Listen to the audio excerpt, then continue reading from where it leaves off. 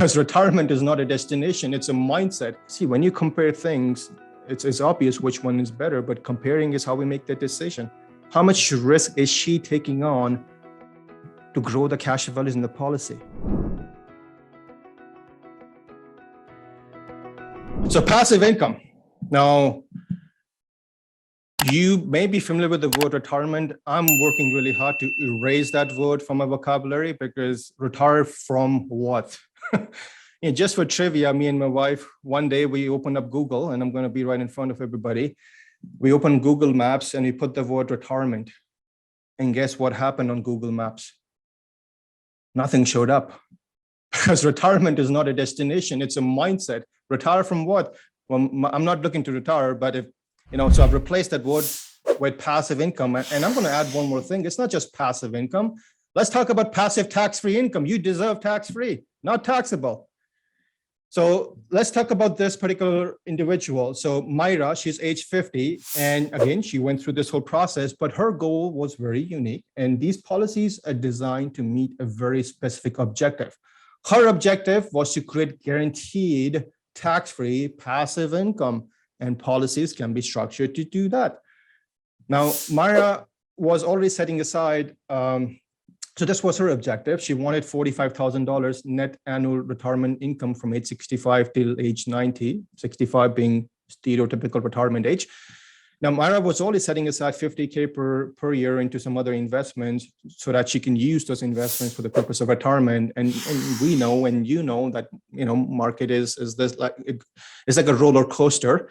And Myra was done taking the roller coaster to achieve retirement, because retirement was a certainty from her. It was going to happen. There's going to be time in future where we just won't have the energy to do what we can do today. We have to rely on passive income at that time. So Myra was done with the roller coaster. She wanted to change it. She wanted to go up in life using an elevator versus the roller coaster.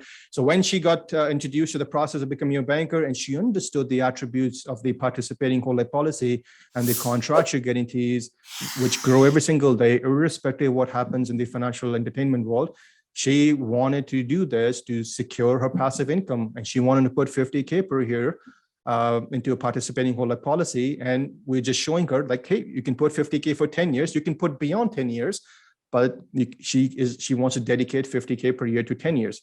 So total in is $500,000, which is simple math, $50,000 multiplied by 10. So she would put in $500,000 of premium deposits into her policy over time of 10 years. And from age 65 to age 90, she can access tax-free $45,817 from the policy via a loan.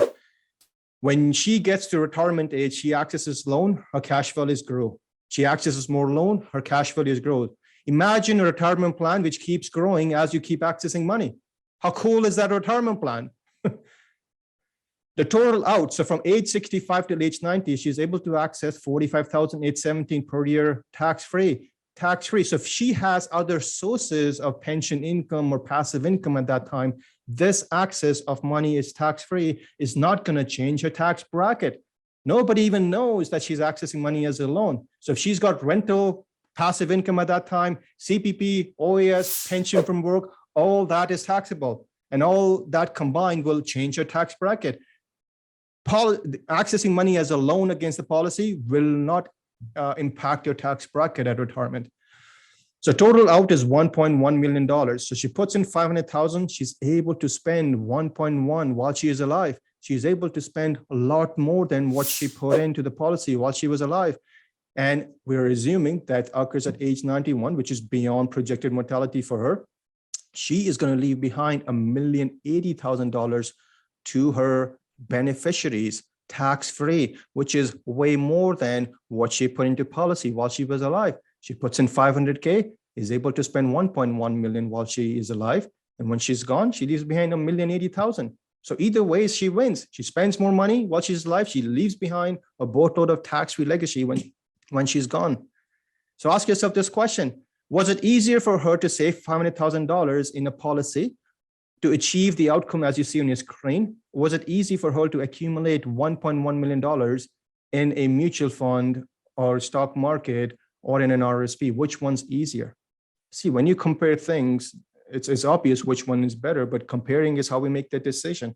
How much risk is she taking on to grow the cash values in the policy? The answer is zero. The risk is with the insurance company to fulfill the contractual guarantee.